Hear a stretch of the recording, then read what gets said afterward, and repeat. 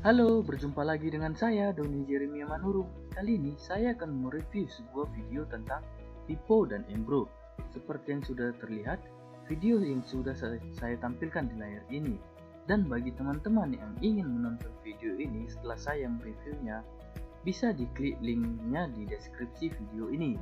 Langsung saja, di suatu desa kecil terdapat dua orang pemuda yang bersahabat bernama Embro dan Pipo. Ini Embro dan ini Pipo. Yang kurus Pipo, yang Embro agak yang ini ya teman-teman, Embro. Mereka ini memiliki ambisi untuk jadi orang terkaya di desanya. Mereka selalu membicarakan impian gaya hidup yang akan mereka miliki nantinya. Mereka selalu bekerja keras untuk mencapai impiannya itu. Suatu hari, kesempatan yang mereka miliki pun datang. Desa mereka membutuhkan banyak air. Jadi kepala desanya ini mempekerjakan Pipo dan Embro yang untuk mengambil air yang ada di gunung mata air tempat untuk penampungan desa, mengambil air membawanya ke tempat penampungan desa.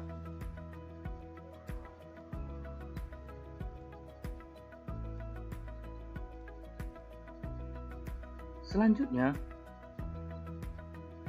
ketika mereka mengambil air itu, mereka akan dibayar sesuai banyak air yang didapatnya. Keduanya menyambut dengan baik dan masing-masing pagi hingga sore, mereka pun bergegas menuju mata air dengan membawa ember masing-masing. Mereka bekerja keras membawa air sebanyak mungkin untuk dibawa ke tempat penampungan air desa. Dan menjelang sore harinya, mereka membawa upah dari hasil jeripayanya yang mengangkat air tadi. Embro pun merasa puas dari pekerjaannya dan besarnya upah yang didapatkannya. Dia yakin akan bisa mewujudkan cita-citanya ini dengan pekerjaan mengangkat air ini. Untuk menambah penghasilannya ini, Embro juga memperbesar ember yang lebih besar agar dapat membawa banyak air ini. Dengan membawa ember besar ini, dia yakin penghasilnya pun akan besar. Tak lama lagi pun ia bisa membeli sapi dan gubuk baru yang ia idam-idamkan. Lain halnya dengan Pipo, ia merasa tidak nyaman dengan cara yang mereka lakukan ini. Ia mencari cara yang lebih nyaman dengan membangun saluran pipa yang akan mengalirkan air dari mata air langsung ke tempat penampungan air di desa. Dengan saluran pipa itu, dia akan mendapat banyak air tanpa perlu membawa ember ke mata. Dia sangat antusias dengan gagasan itu dan dia pun menceritakannya ke sahabatnya, Embro.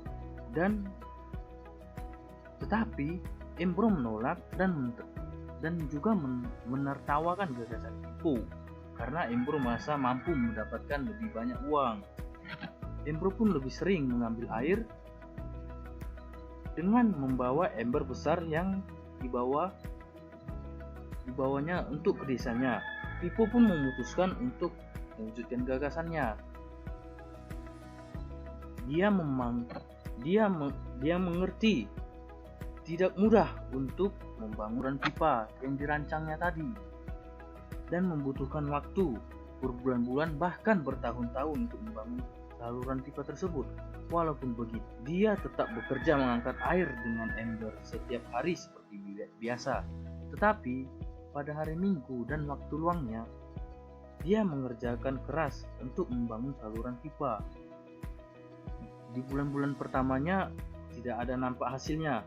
Bahkan orang-orang desa menertawakan dan menjuluki Pipo sebagai Pipo si manusia di saluran pipa. Selanjutnya, sementara itu, penghasilan Embro telah meningkatkan 2 kali lipat.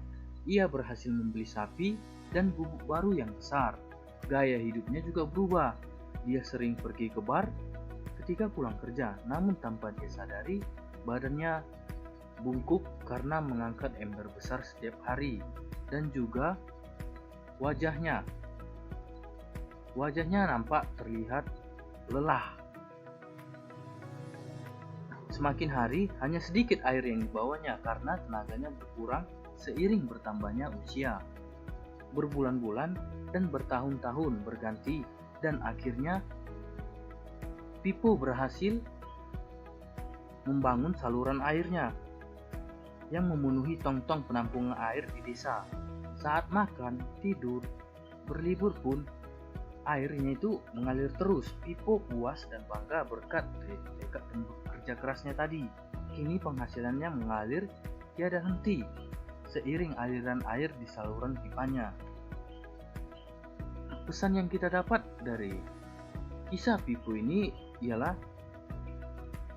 untuk mendapatkan penghasilan, kita tidak selalu barter waktu dengan uang. Ada cara lebih baik yang seperti yang dilakukan oleh Pipo ini. Selanjutnya, ketika saya menonton video ini, saya ingin mewujudkan hal yang ingin saya katakan, saya lakukan di tahun-tahun kemudian. Pertama, menyelesaikan kuliah S1 saya yang saat ini. Kedua, ketika saya sudah memiliki pekerjaan sesuai dengan gelar yang saya dapat, saya akan juga beriringan menjalankan sebuah usaha yang saya dirikan sendiri. Itu saja yang bisa saya sampaikan. Lebih dan kurang, saya mohon maaf. Saya Doni Jeremia Manurung, pamit undur diri. Terima kasih.